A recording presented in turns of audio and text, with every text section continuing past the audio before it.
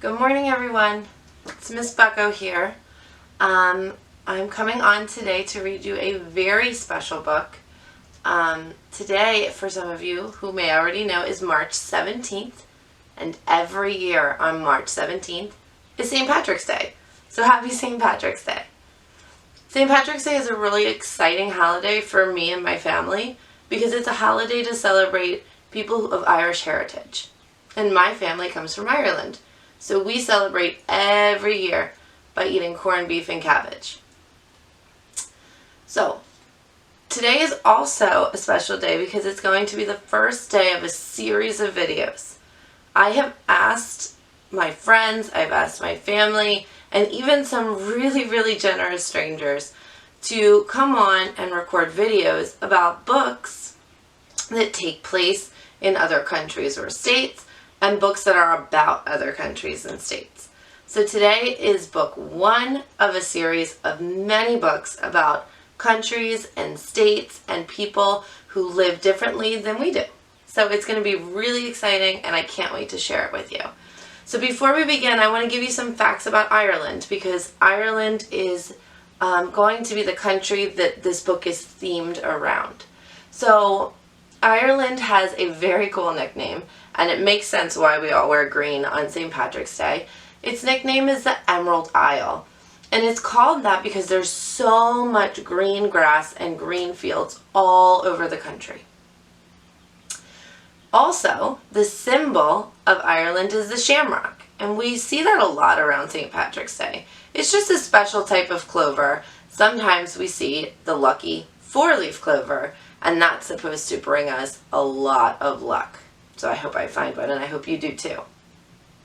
The symbol can also be seen with a harp, and a harp is a special type of musical instrument that's played a little bit like this. You might have seen pictures of it or talked about it already in Miss Lubis's class. Also, when we go to the Olympics, which is a big sporting event where athletes from all over the world come to participate, Ireland's most successful sport is boxing. So Miss Baker maybe can tell you a little bit more about boxing in Ireland. So we're going to get started. Today I'm going to read for you The Night Before St. Patrick's Day. So let's try.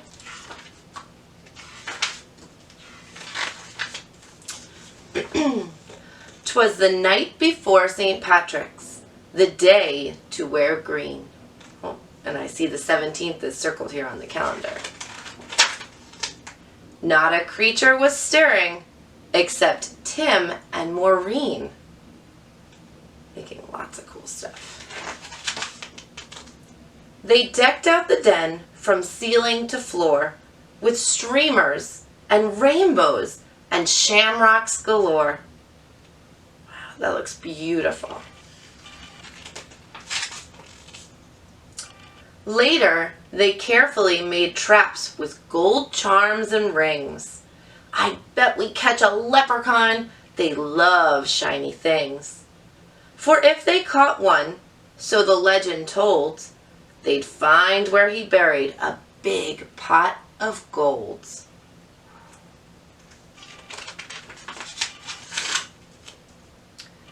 "They set all of the traps round the room with great care, in hopes a wee Irishman soon would be theirs."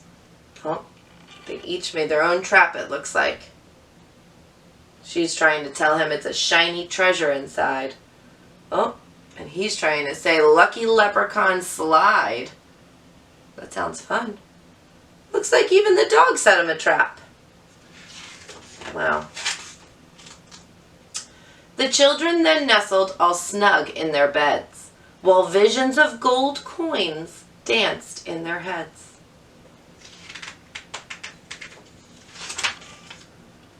"Happy St. Patty's," said Dad early the next morning. Then he started to play bagpipes without any warning. He huffed and he puffed an old Irish song. Mom dished out green eggs and sang loudly along. Oh, who's this right here? Wonder if you guys can see it. I'm going to keep it a secret. When from their bedroom there arose such a clatter, the kids ran down the hallway to see what was the matter. And what to their wondering eyes should appear?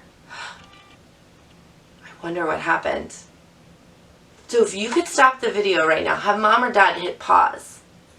I want you to think about, what do you think happened? What do you think they're all seeing? Pause for just a minute and talk. You can put your comment below on what you think is going to happen, and then we'll start up again. Go ahead and pause. All right, let's keep going.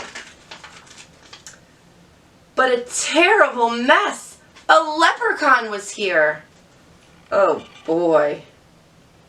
It's a lot of stuff.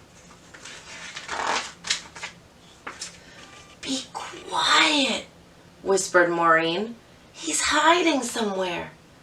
When we find him, remember we must hold his stare.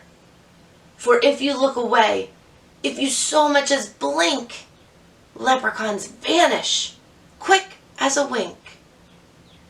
The kids trailed muddy footprints back and forth across the floor, which led them under Tim's bed and past the closet door. And then, inside a trap, they heard someone giggle. A real live leprechaun! They both saw him wiggle. Wow.